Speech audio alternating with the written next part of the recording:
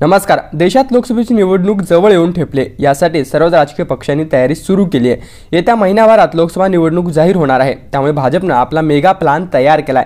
महाराष्ट्रात भाजपचा 45+ खासदार निवडून आणण्याची योजना आहे, त्यामुळे महाराष्ट्र भाजप कार्यकारिणी कामाला देखील लागले। ज्या जागा सहज जिंकता येतील त्या ठिकाणी भाजपने नवीन चेहऱ्यांना संधी देण्याची योजना आखली आहे, तर ज्या जागा अटीतटीची आहे त्या ठिकाणी बल्लाढ्य उमेदवाराला लोकसभेच्या रिंगणात उतरवणार आहे। भाजपने या लोकसभा निवडणुकीत 60 वर्षापेक्षा जास्त वय असलेल्या नेत्यांना डच्चू देणार असल्याची चर्चा आहे। 60 वर्षापेक्षा जास्त वय असणाऱ्या नेत्यांना भाजप तिकीट देणार नाही, असं भाजप हायकमांडचं म्हणणं आहे। हा फॉर्म्युला जर लागू झाला तर दिग्गज नेत्यांना याचा दणका बसणार आहे। यामध्ये मराठवाड्याचे दिग्गज नेते खासदार रावसाहेब पाटील दानवे यांना धक्का बसू शकतो। रावसाहेब दानवे हे गेल्या 25 वर्षापासून भाजपच्या तिकिटावर लोकसभेत निवडून गेलेत, त्यामुळे त्यांचा राजकीय प्रभाव या भागात मोठ्या प्रमाणावर आहे।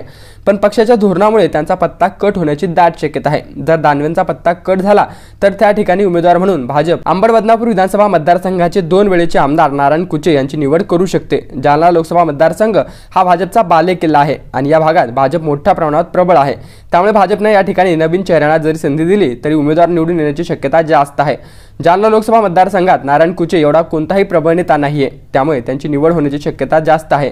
कुचे हे दानवे यांचे अतिशय जवळचे निकटवर्ती आहे, तसे नारायण कुचे यांची स्वतःची राजकीय ताकद सुद्धा प्रबळ आहे आणि भाजप कार्यकारिणी सोबत अतिशय जिव्हाळ्याचे संबंध आहे, त्यामुळे या मतदारसंघात नारायण कुचे यांना लोकसभेच्या रिंगणात उतरवण्याची दाट शक्यता आहे। तसे दानवे यांचे पुत्र संतोष दानवे देखील 2 वेळेचे आमदार आहेत, त्यांना सुद्धा लोकसभेची उमेदवारी मिळू शकते, पण त्यांच्यावर घराणेशाहीचा आरोप होऊ शकतो, त्यामुळे भाजप त्यांना उमेदवारी देऊ शकणार नाही। पण नारायण कुचे हा त्यांच्यासमोर नवीन पर्याय उभा राहू शकतो। रावसाहेब दानवे यांचं तिकीट कापलं तर नारायण कुचे हेच भाजपचे पुढचे खासदार असतील। अशाच राजकीय घडामोडी जाणून घेण्यासाठी आत्ताच आमच्या YouTube चॅनलला सबस्क्राइब करून समोरील घंटीचं बटन दाबायला विसरू नका।